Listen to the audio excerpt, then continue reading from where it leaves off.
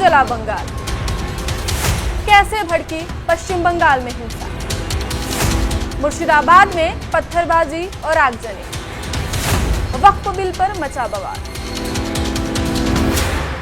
नमस्कार, मैं रजनी चौबे और आप देख रहे हैं न्यूज 18 का डिजिटल प्लेटफॉर्म।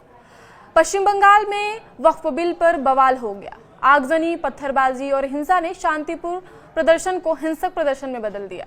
पश्चिम बंगाल के मुस्लिम बहुल मुर्शिदाबाद जिले में मंगलवार को वक्फ अधिनियम के विरोध में प्रदर्शन हो रहा था। प्रदर्शनकारियों ने पुलिस पर पथराव किया और उनके वाहनों में आग लगा दी।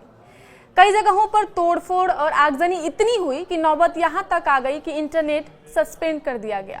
हिंसा वाले इलाके में धारा 144 यानी नए कानून की धारा 163 लागू कर दी गई है।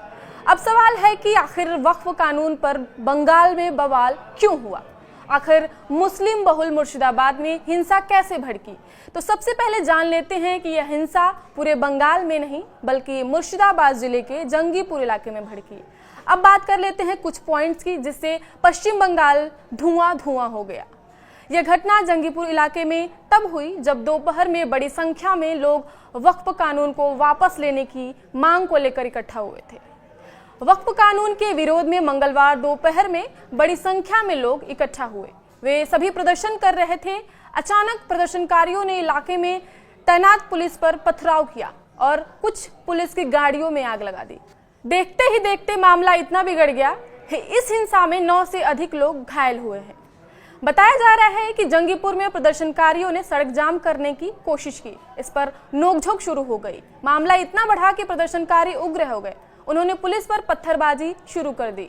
इसके बाद पुलिस ने प्रदर्शनकारियों पर बल का प्रयोग भी किया।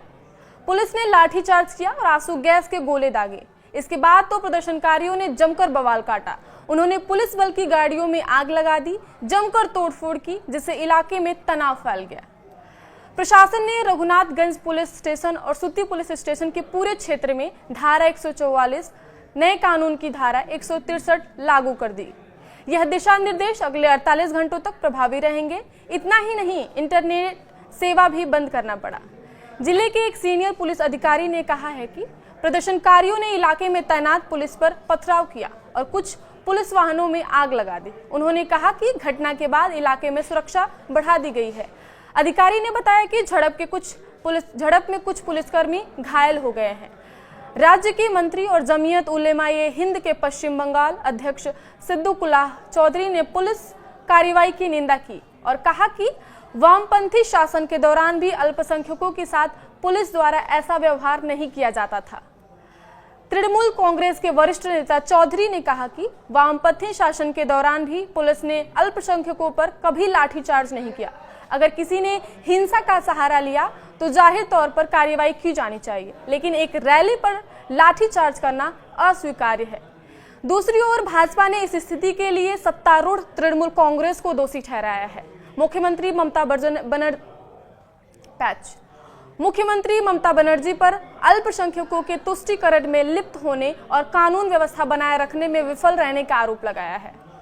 भाजपा के प्रदेश अध्यक्ष सुकांत मजूमदार ने एक्स पर एक पोस्ट में आरोप लगाया है कि एक विशेष समुदाय ने मुर्शिदाबाद में दंगा किया, पुलिस वाहनों को आग लगा दी और सरकारी संपत्ति को नष्ट कर दिया, जबकि मुख्यमंत्री चुप्पी साधे रही।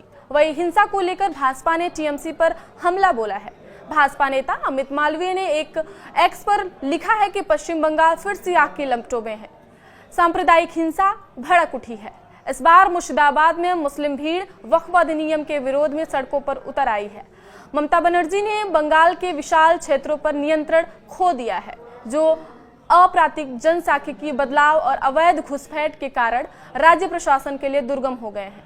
अब वह केवल उनके वोटों की प्रत्याशा में गिड़गिड़ाने के अलावा कुछ नहीं कर सकती हैं। उन्हें 2026 में जाना ही होगा। आपको बता दें कि वक्फ संशोधन कानून मंगलवार से देश भर में लागू कर दिया गया है। इस संबंध में गजट अधिसूचना जारी होने के साथ ही वक्फ अधिनियम 1995 का नाम बदलकर भी unified Waqf management empowerment efficiency and development उम्मीद अधिनियम 1995 हो गया है। गृह मंत्रालय ने इसकी जानकारी दी थी। कई मुस्लिम संगठन और विपक्ष नेता कानून का विरोध कर रहे हैं। इस क्रम में वक्फ कानून के खिलाफ सुप्रीम कोर्ट में अब तक 6 याचिकाएं दायर की गई हैं। इन पर जल्द से जल्द सुनवाई की मांग की गई है। कोर्ट ने वक्फ कानून की संवैधानिक वैधता को चुनौती देने वाली इन याचिकाओं पर सुनवाई की सहमति दे दी है। हालांकि अभी सुनवाई के लिए कोई निर्धारित तारीख तय नहीं की गई है। आगे की खबरों के लिए देखते रहिए न्यूज़ 18 का डिजिटल प्लेटफॉर्म। नमस्कार।